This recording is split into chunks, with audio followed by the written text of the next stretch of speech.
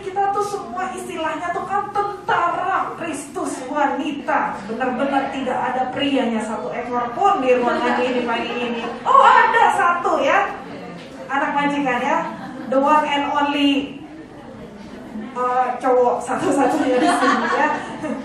Coy lain cai hai lei ya, Silo. Kita ya hai Cece. Semuanya Cece ya. Puji Tuhan, kita ini tentara Kristus wanita. Tentara loh saudara. Ini bukan sekedar hanya istilah biasa saudara, tapi itu adalah satu istilah yang powerful. Saudara sadari nggak saudara? Kalau saudara punya satu panggilan, satu istilah, dikatakan zaman dulu mungkin waktu lagi sekolah, mungkin ada yang pernah dibully saudara ya. Mungkin ada yang pernah dibilang si bulat, mungkin ya. Itu mentalnya gini, aduh gua tuh emang bulat. Mungkin ada dibilang si kate, aduh gua tuh emang paling pendek, satu kelas gak ada yang lebih tinggi, gak ada yang lebih pendek dari gua paling pendek. Sebutan itu akan menentukan mental kita. Ya, jadi kalau di sini disebutnya tentara, udah kelihatan dari cara mujinya, cara nyembahnya, semuanya tuh all out. Amin. Tentara itu saudara, kerjanya ngapain? Tentara tuh kerjanya perang, bukan cuma jaga pintu masuk, Josan. Gak ngapa-ngapain saudara ya. Nah, tapi tentara itu kerjanya perang saudara. Nah, hari ini saya ingin mengingatkan setiap kita ini adalah tentara-tentaranya Kristus.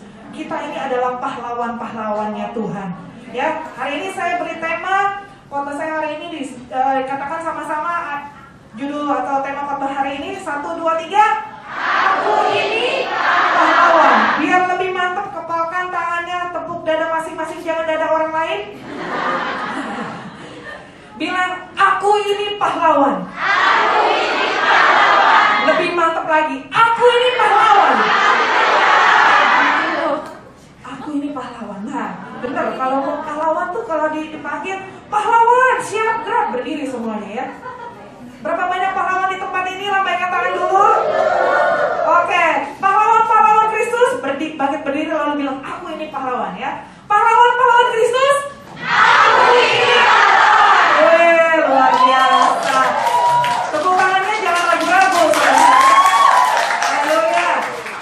Nah, kita ini pahlawan. Saya ingin kita hari ini setelah keluar dari ibadah ini, kita makin mantap, kita makin pede dan percaya bahwa kita ini adalah pahlawan yang menang, bukan pahlawan yang keok, bukan pahlawan yang kalah kalau dalam pertempuran.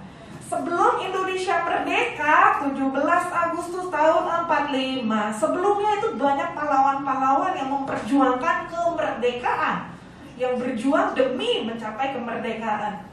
Kita, saudara dan saya yang ada di tempat ini, sebelum kita dimerdekakan dari hidup yang lama menjadi hidup yang baru, banyak pahlawan-pahlawan yang sudah berjuang demi supaya kita ini diselamatkan. Saudara sadar itu enggak? Ada kakak-kakakmu mungkin atau orang tuamu yang berdoa untuk Anda supaya Anda diselamatkan. Itulah pahlawan-pahlawan yang membawa kita kepada keselamatan hari ini. Dan kita bisa hidup lahir baru di dalam Tuhan. Puji Tuhan, bersyukur buat para pahlawan-pahlawan itu. Dan bukan hanya itu, kita yang sudah menjadi dimerdekakan dari kehidupan yang lama, sekarang kita yang jadi pahlawannya untuk Tuhan pakai menjadi alatnya Tuhan. Amin. Nah, kita akan belajar hari ini saudara bahwa kita bersyukur kita ini ada di wadah gereja ini, GBI Hong Kong, Keluarga Ilahi GBI Hong Kong. Nah, saya pengen kita semua yang ada di sini tuh ngerti silsilah atau keturunan secara rohani kita, secara organisasi ini. Kita nih gerejanya GBI, Gereja Bethel Indonesia Hong Kong. GBI itu banyak. Kita menginduk kepada Gereja Bethel Indonesia, namanya yang digembalakan oleh Bapak Gembala Pembina Paniko. Itu nama gerejanya adalah GBI Jalan Jenderal Gatot Subroto. Kenapa? Karena lokasinya gereja pusat kita itu di Jalan Jenderal Gatot Subroto di Jakarta. Kenapa kita disebut GBI Hong Kong? Karena kita berlokasi di Hong Kong, GBI yang ada di Hong Kong, ya. Nah, untuk memudahkan saya akan ngomong GBI Gatsu, soalnya kepanjangan kalau ngomong GBI Jalan Jenderal Gatot Subroto. Kepanjangan kan? GBI Gatsu kan pendek, singkat, padat dan jelas. Saya suka yang singkat, padat dan jelas ya. Nah, gereja kita GBI Gatsu ini punya DNA DNA-nya adalah restorasi Pondok Daud. DNA itu apa? DNA itu adalah sifat yang dibawa. Kita sering ya dengar kalau ngomong soal DNA atau DNA gitu ya. Itu adalah sifat yang dibawa. Kalau kita belajar pelajaran IPA dulu, biologi, itu kalau bapaknya seperti apa, sifatnya bisa nurun ke anaknya. Bukan hanya dari bapak ya, bapak ibunya tentunya. Perpaduan dua sifat itu akan melahirkan sifat yang kurang lebih contoh buah jatuh tidak jauh dari pohonnya. Begitu ya. Nah, itu yang menurunkan sifat itu adalah DNA. Nah, gereja kita punya DNA adalah restorasi Pondok Daud. Apa sih itu restorasi Pondok Daud? Coba kita baca ya sama-sama ya. Kalau perlu boleh difoto, boleh dihafalkan di rumah. Ini DNA kita, sifat yang diturunkan oleh gembala pembina kita untuk sifat yang ada di gereja kita adalah kayak gini sifatnya kita nih. Ya, yaitu 1, 2, 3. Prajurit Tuhan yang gagah perkasa, yang mempunyai gaya hidup, doa, pujian, penyembahan bersama-sama siang dan malam, dan yang melakukan kehendak Bapa pada zaman ini. Itu sifatnya gereja ini. Jadi nggak heran kenapa di gereja kita banyak ada menara doa pujian, penyembahan siang dan malam bersama-sama. Sekarang ada Azusa Prayer Tower, itu beneran 24 jam. Kapanpun Anda mau masuk ke situ, ada yang berdoa, memuji dan menyembah Tuhan. Ini sifat gereja kita. Setiap kali saya membahas mengenai DNA gereja, saya lebih banyak fokusnya kemarin-kemarin kepada doa, pujian, penyembahan. Hari ini kita nggak bahas ulang soal itunya, tapi saya ingin mengingatkan kepada kita bahwa kita ini DNA-nya kita bukan hanya sebagai pendoa, pemuji, penyembah, tapi yang terutama di sini kita ini adalah prajurit Tuhan yang gagah perkasa. Katakan sama-sama, DNA kita yaitu kita semua yang ada di tempat ini adalah prajurit Tuhan yang gagah perkasa. Bukan prajurit biasa, tapi prajuritnya Tuhan. Amin. Udah, tangkap nih? Udah tangkap soal ini? Tangkap dulu, tangkap, set. Oke. Sekarang saya mau ngomong berikutnya. Habis ditangkap disimpan di hati. Set. Habis ditangkap jangan dibuang lagi ya. Udah tangkap soal ini, kita adalah prajuritnya Tuhan. Terus saudara ya, ngomong soal DNA ini ya, soal pembawa sifat ini. Saya mau cerita nih saudara ya. Mau dengerin saya cerita nggak? Pernah gak saudara nonton TV atau film gitu ya, ada orang yang melakukan tes DNA karena ini nggak jelas nih, ini anaknya bapak A atau bapak B gitu kan. Pengen tahu ini anaknya siapa nih, diambil rambutnya selai atau air liurnya bekas minum di gelasnya gitu kan. Pernah nggak nonton film yang begituan? Terus ngetes, bener nggak? Kalau hasilnya 99,9999% manhab itu cocok gitu ya. Cocok artinya bener ini anaknya si bapak yang mana nih, salah satu. Kalau nggak cocok ya berarti persentasenya nggak segitu gitu ya. Nah, saudara, saya sama Levi beberapa waktu yang lalu melakukan tes DNA. Bukan untuk ngetes ini Levi anak gua atau bukan. Itu tidak perlu diragukan ya. Ketemu di jalan aja orang udah tahu, oh ini pasti emaknya, mirip gitu kan ya. Apalagi kalian yang ada di sini tahu lah semirip apa kami berdua gitu kan ya. Tapi kami melakukan tes DNA itu untuk pengen tahu saya ini dari genetik, sifat genetik yang diturunkan, saya tuh kayak apa? Karena ini hasilnya itu sangat detail banget yang kita dapetin dari hasil tesnya ini ya. Termasuk kayak keturunan nenek moyangnya dari mana atas-atasnya gitu ya. Terus udah gitu badan saya nih ada kemungkinan untuk ada mutasi gen pembawa kanker atau enggak. Puji Tuhan saya nggak ada, semuanya bersih, semuanya bagus. Ini secara genetik ya, secara genetiknya. Terus juga kalau ada yang tertarik pengen lebih detail sini tak bacain ya. Yang tadi saya bilang reportnya soal nenek moyangnya yang di atas itu ternyata saya 73,48% itu keturunannya lebih kepada Chinese. Jadi lebih ke 78% tuh Chinese-nya lebih banyak ya. Makanya sipit ya. Terus ternyata ada darah Japanese and Korean. 5,85% saya ada Jepang dan Koreanya. Annyeonghaseyo.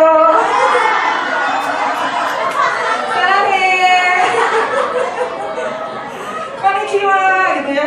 Nah, terus ada darah Vietnam juga 18% ternyata. Oh.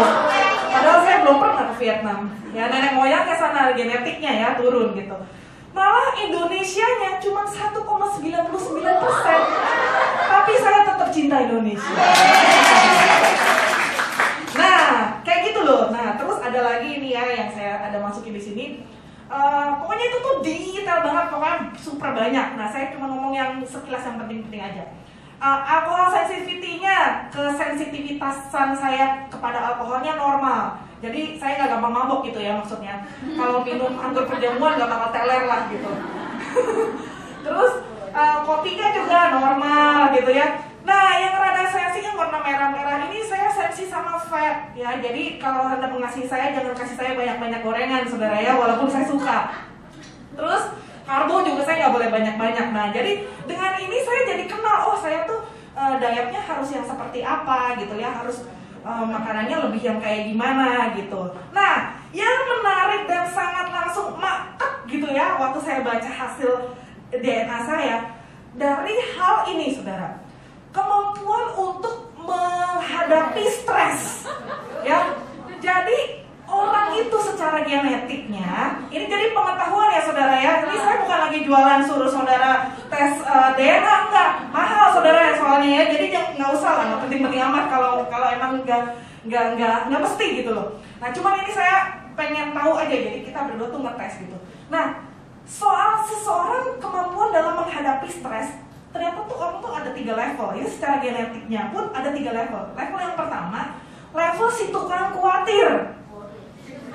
Iya, worry itu kan worry, melulu khawatir dikit. Aduh nanti takut ini, aduh nanti takut itu. Ternyata itu tuh yang begitu-begitu ternyata itu diturunkan dari gen, dari genetik di atasnya. Nah, terus level yang tengah-tengah itu yang netral, ya.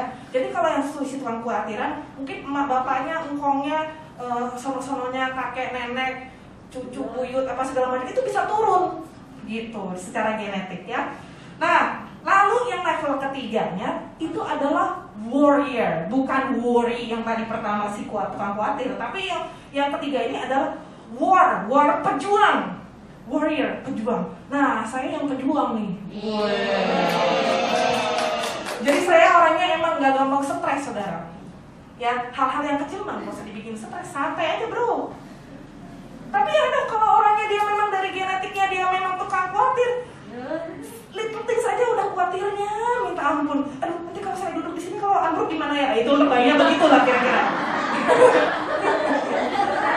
Ya, tapi kalau yang ketiga ini warrior. Nah, waktu saya dapat resultnya ini, Levi juga yang warrior kan, Lev? Anak mami ya kan, warrior. Saya sangat bangga dengan hasil ini karena apa?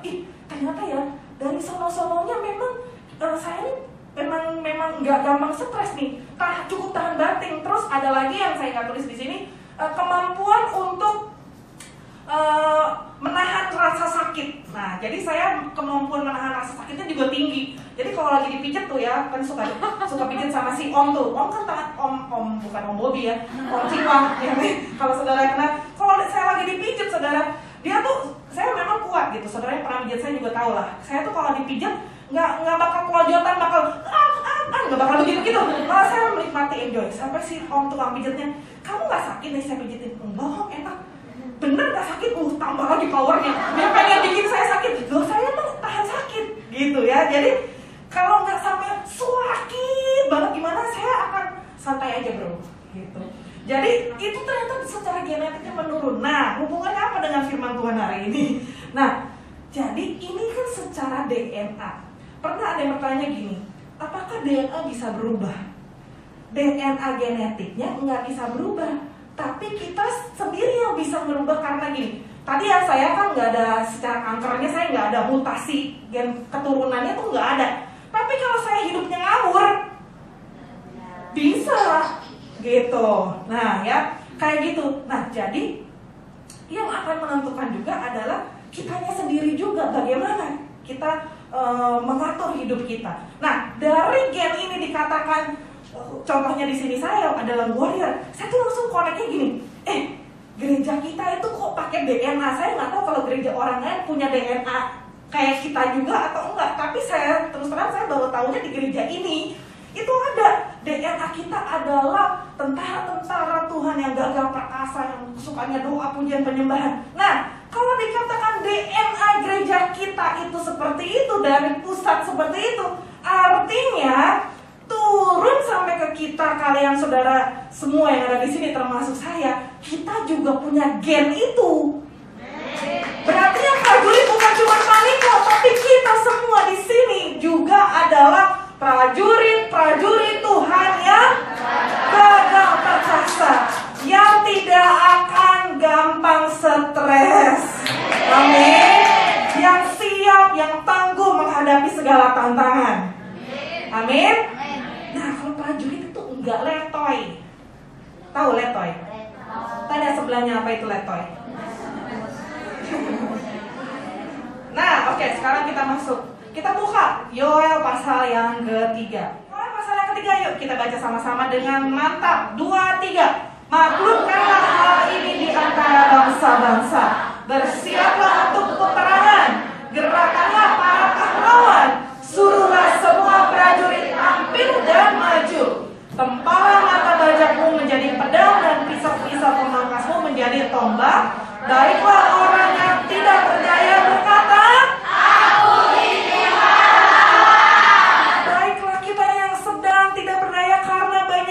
masalah segala macam berkata, aku ini pahlawan.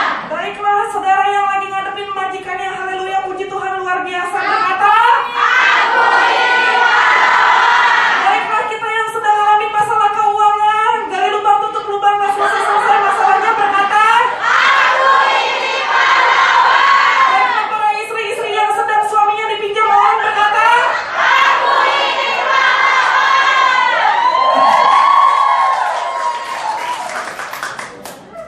Amin.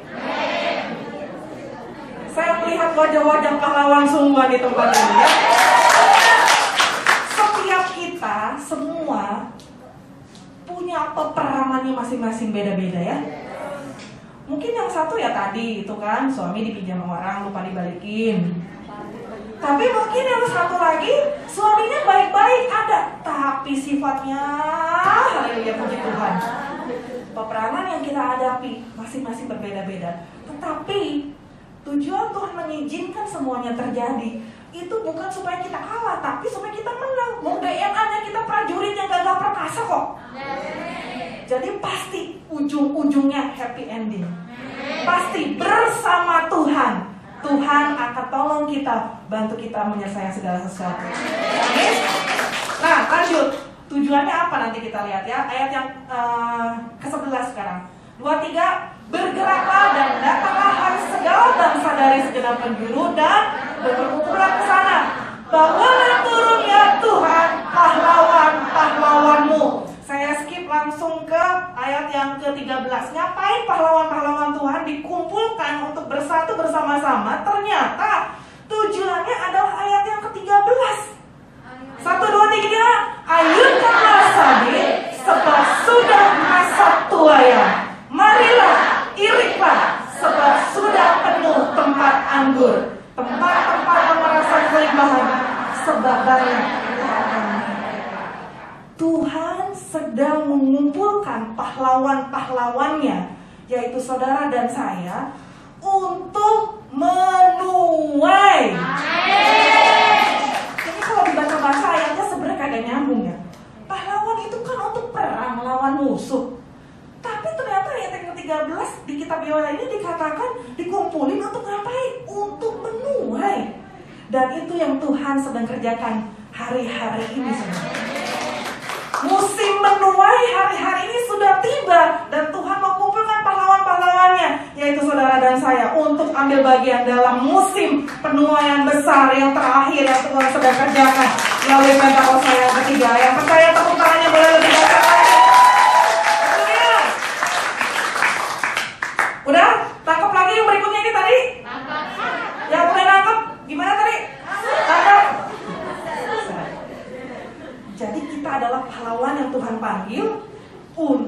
Menuai. Ini sengaja nih dibiarin di sini. Nanti kita akan tambahin lagi nih ya, untuk mengingatkan kita masa penuaian ini sedang jadi kerjaan kita, jadi tugas kita hari-hari ini. Biarlah hari-hari ini kita selalu fokusnya adalah untuk memenangkan jiwa-jiwa. Sekalipun kita sedang punya pergumulan, kita sedang ada dalam peperangan tanda kutip masing-masing pribadi kita, tapi ujung-ujungnya Tuhan izinkan untuk jiwa-jiwa dituai buat Tuhan.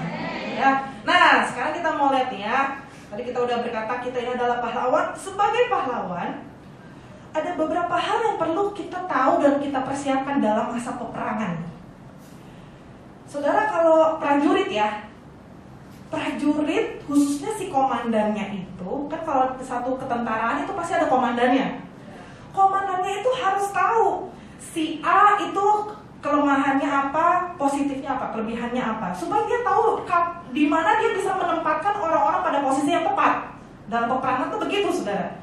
Harus ada strategi perangnya, nggak asal main keroyokan gitu. Ayo serbu semuanya rame-rame. Tapi masing-masing tuh ada jagonya masing-masing. Kuatnya di bidang apa, lemahnya di bidang apa. Yang kuat main fisik, berantem langsung, bak pipuk gitu ya, langsung ya ditaruh mungkin lebih di depan. Yang kuatnya pakai sniper, pakai senjata, yang ngebidiknya jago nih, yang ngekernya gape, akan ditaruh mungkin di posisi di atas gitu ya, yang bisa nembak dari jarak lebih jauh.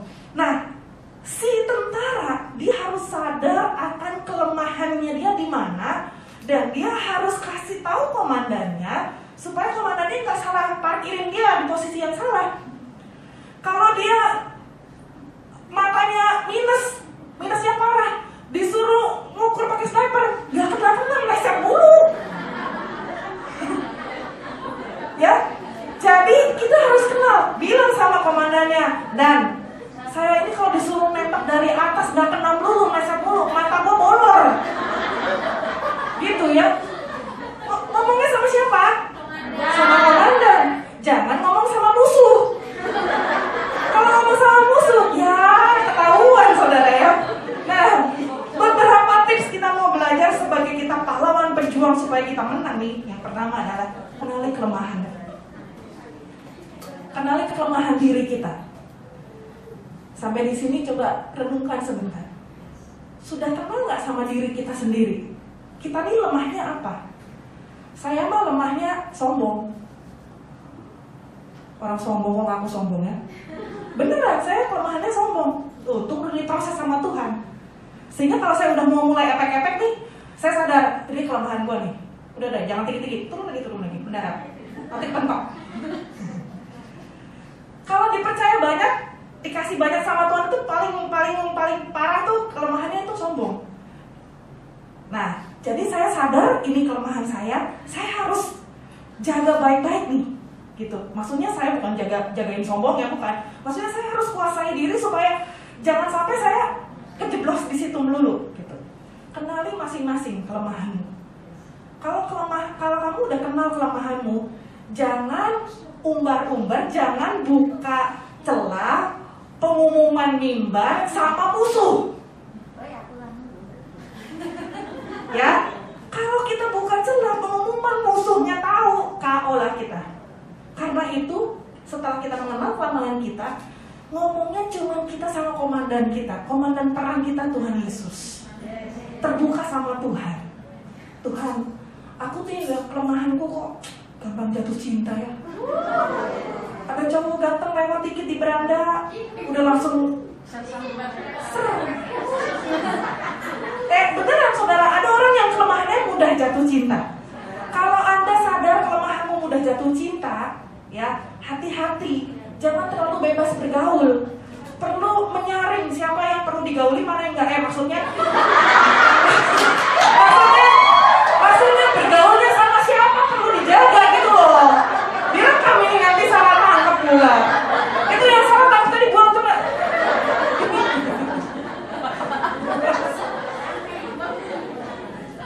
Ada nggak yang udah jatuh cinta di sini kelemahannya? Nggak usah ngaku. Ngomongnya sama komandan, oke?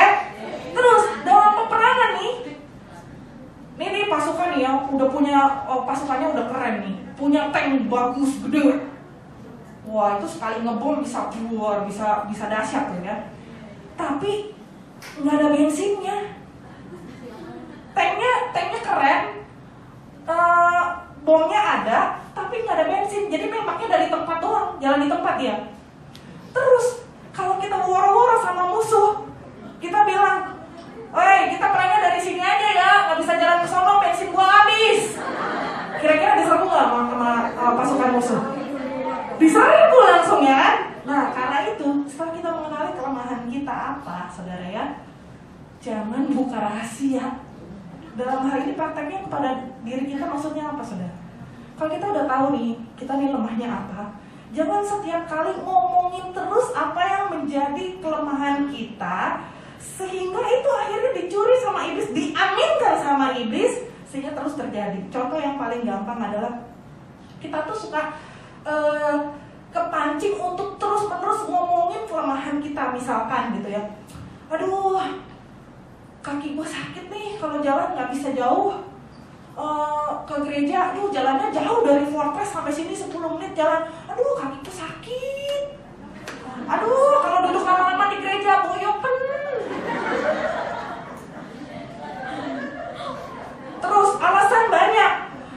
Majikan lagi nggak izinin keluar. Bener, emang bener. Takut positif. Ngomong terus kita takut positif. Positif beneran nanti, awas ya. Hati-hati.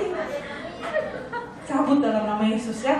Nah, jadi hal-hal yang negatif yang nggak perlu diomongin tuh nggak perlu diomongin, saudara. Itu namanya lagi buka rahasia. Kalau udah terbuka rahasianya, tembakannya gak mau masuk. Karena itu malah kita perkatakan yang sebaliknya. Saya kuat, saya sehat, saya aman dalam perlindungan Tuhan. Mazmur 91 terjadi, ini buktinya nih tadi tuh. Majikan dua-dua positif, dia mah santuy aja, nggak ketularan tuh. Banyak teman-teman yang kita kayak gitu, Yohana juga ya kan, aman kan? Majikan mereka akan melihat. Kalaupun akhirnya kita positif, tenang aja, Tuhan pasti sembuhin kok.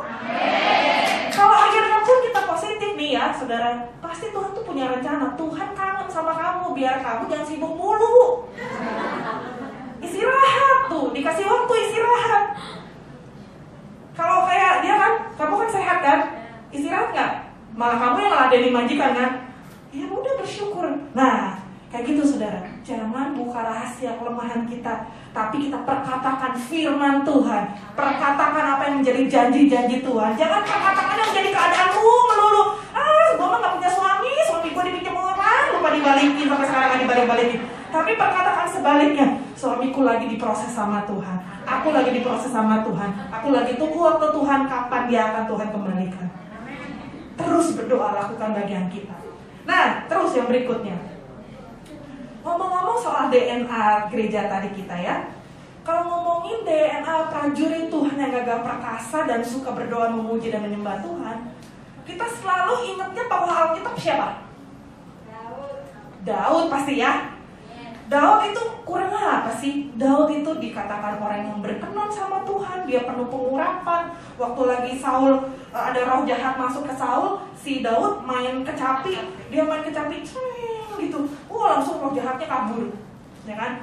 Diurapi sama Tuhan sampai sebegitunya. Peperangan di mana-mana juga menang, sampai wanita-wanita nyanyi bilang kalau Saul ngalahin beribu-ribu, kalau Daud mengalahkan berlaksa-laksa. Tuh kan, Daud kan hebat kan, seorang tentara yang dahsyat, yang luar biasa. Ternyata yang kayak Daud diurapi kayak begitu pun saja bisa juga jatuh, bisa juga kalah ternyata.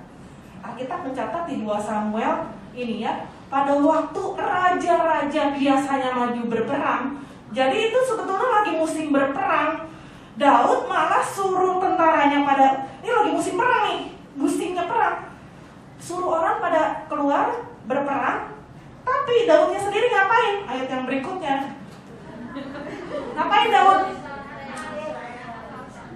Dia itu tentara, tapi musim perang gak ikut perang, malah suruh orang perang, dianya sendiri kagak. Kita lagi musim menuai, jangan cuma suruh orang lain nuai, kita sendiri juga harus lakukan bagian kita. terjadi seperti ini, saudara ya. Makanya sebagai para prajurit-prajuritnya Tuhan, pada saat musim berperang, ya berperanglah. Kita lihat kegerakan Tuhan lagi di mana, kita ikutin. Momentumnya sekarang lagi ngapain? Lagi ngomong pencurahan Roh Kudus. Jangan sampai kelewatan, kita harus ngalamin itu. Kita lagi dibentuk sama Tuhan, lagi disempurnakan, api Tuhan turun. Tuhan pasti izinkan itu akan terjadi. Kemarin udah terus ngomong di menara doa, api Tuhan sedang turun, kita sedang disucikan, sedang dibersihkan, kita sedang dibawa sama Tuhan seperti itu. Jangan kabur, jangan lari. Kamu lari kemanapun juga, Tuhan akan tangkap kamu kalau memang proses Tuhan belum selesai sama dirimu. Amin. Nah, apalagi hari-hari ini Pak Niko bilang musim penuaian itu identik dengan peperangan. Ingat nggak waktu beberapa bulan yang lalu? Saya ingat waktu itu waktu kita masih lagi ibadahnya belum bisa onsite seperti ini, ya. Pak Niko sampaikan itu. Musim penuaian sudah tiba, dan penuaian identik dengan peperangan. Nah, makanya ini pahlawan dikumpulkan untuk menuai. Kalau sekarang waktunya menuai, kalau sekarang waktunya berperang, jangan ada yang nggak perang. Jangan ada yang cuma nyuruh orang lain perang, sendirinya kagak. Halo? Leader? Para leaders, jangan cuma suruh anak buahmu melakukan ini dan itu, tapi kamu sendiri nggak lakuin. Jadi teladan, jadi contoh. Lakukan firman Tuhan.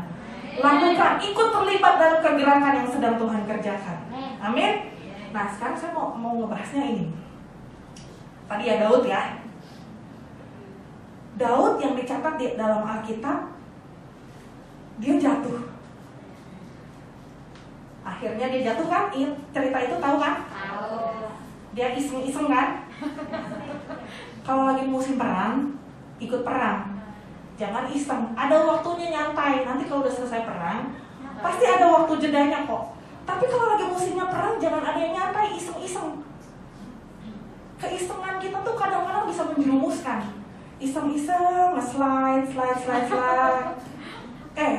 Ganteng juga nih. Padahal mukanya sama orang aslinya beda. Gara-gara iseng-iseng ngobrol. Kan kadang suka masuk ya yang orang nggak jelas ya, diuntungan say hi gitu kan. Soalnya ke page GBI aja ada yang masuk yang iseng-iseng, sebel gua. Kamu admin bukan? Nggak ya, kalau yang admin tuh bisa ngintip tuh, ada yang iseng-iseng.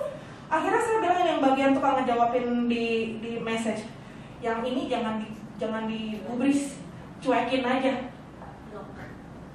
Gara-gara kita mau inisiatif baik kan, kita melayani jemaat yang mau konseling atau apa gitu, ujung-ujungnya genit saudara.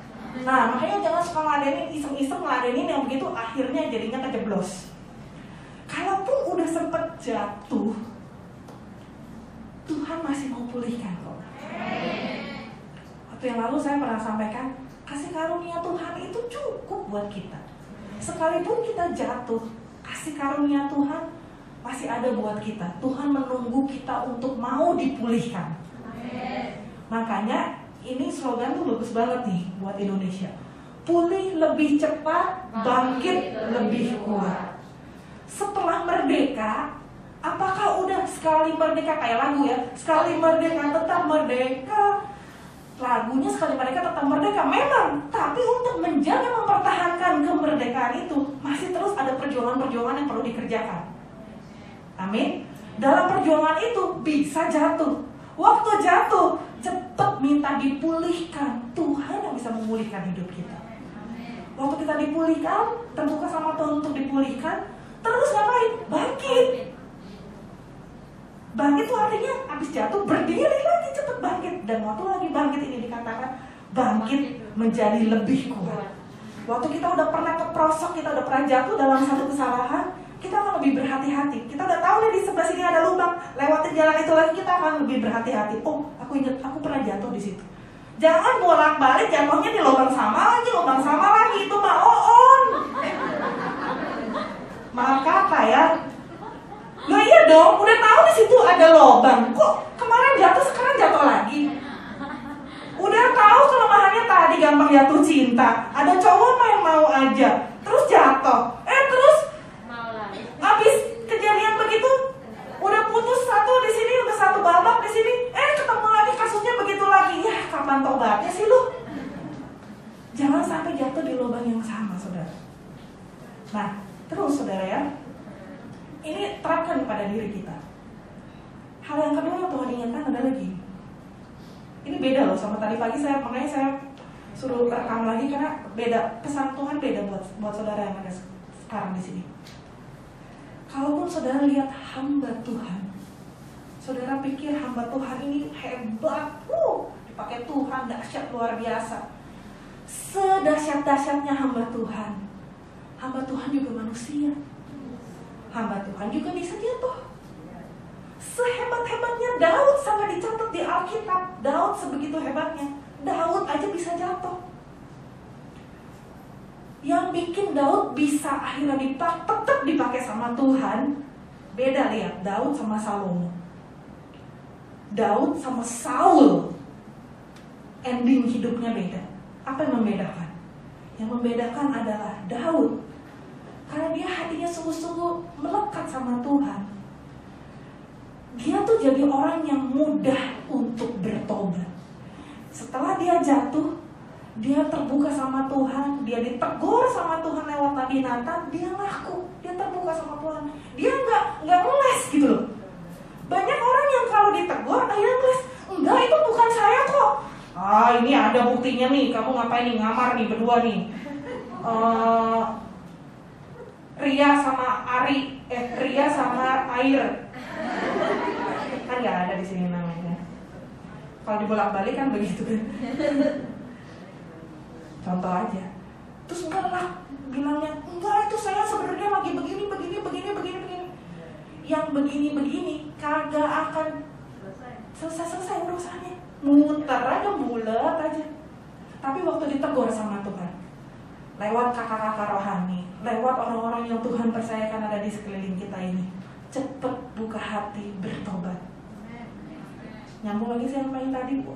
Kalaupun kita melihat ada hamba Tuhan yang sampai akhirnya jatuh, bahkan hamba Tuhan yang besar sekalipun, yang kita kayaknya udah ngefans banget sama hamba Tuhan ini, dahsyat banget orang ini dipakai Tuhan ya, aduh aku pengen deh kayak dia.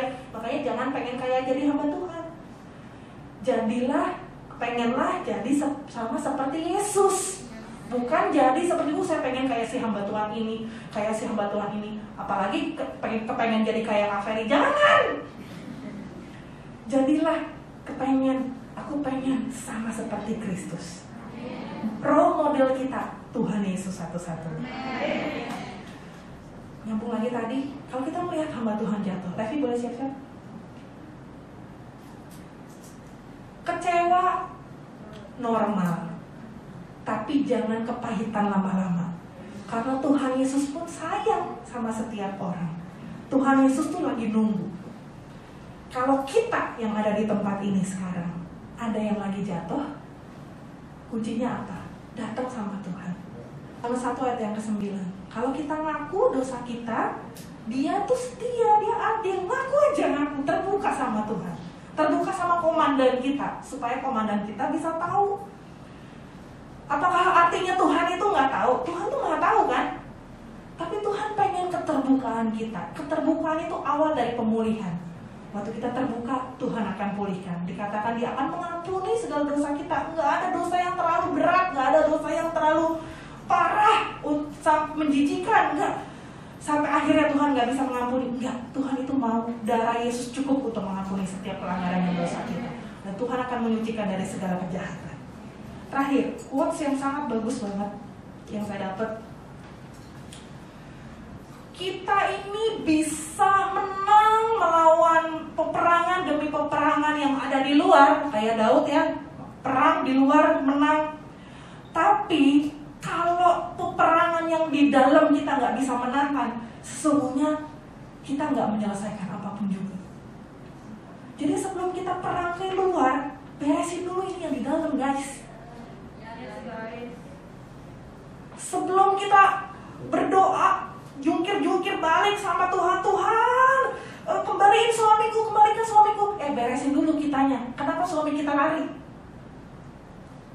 Bagian kita lakukan. Beresin dulu. Peperangan di dalam kita beresin dulu. Menang dengan diri kita sendiri. Apa yang menjadi kelemahan kita, ayo kita kalahkan segala kedagingan kita, kemalasan kita, kemalasan untuk cari Tuhan, kemalasan untuk baca firman, kemalasan untuk cari Tuhan, masuk dalam menara doa. Itu kita kalahin dulu. Kita menang lewatin itu semua. Menang dengan peperangan yang di dalam. Dan Tuhan pasti akan membela kita dalam peperangan kita yang ada di luar. Amin. Berapa banyak pahlawan-pahlawan Tuhan di tempat ini? Ini loh Tuhan. Nih, catat nih sama malaikat. Nih loh, pahlawan-pahlawan Tuhan. Prajurit Kristus. Aku ini. Ya, tentara Kristus wanita, bangkit berdiri semuanya, katakan, aku ini pahlawan. Amin. Mari tundukkan kepala. Jangan lihat orang lain deh, tapi lihat diri kita sendiri. Beresin diri kita masing-masing. Apa yang perlu engkau taklukkan dalam dirimu untuk engkau berkemenangan di luar, beresin yang di dalam dulu. Minta ampun sama Tuhan, datang sama Tuhan. Tuhan, ini loh kelemahanku. Terbuka sama Tuhan, Sang Komandan kita. Kalau ada yang rindu untuk ngalamin pemulihan sama Tuhan, kuncinya cuma satu, terbuka. Waktu kita terbuka sama Tuhan, Tuhan memulihkan. Waktu kita dipulihkan, kita akan bangkit dan kita akan menjadi lebih kuat. Untuk kita dipakai sama Tuhan, jadi pahlawan-pahlawan yang memenangkan jiwa yang Tuhan percayakan. Menyerah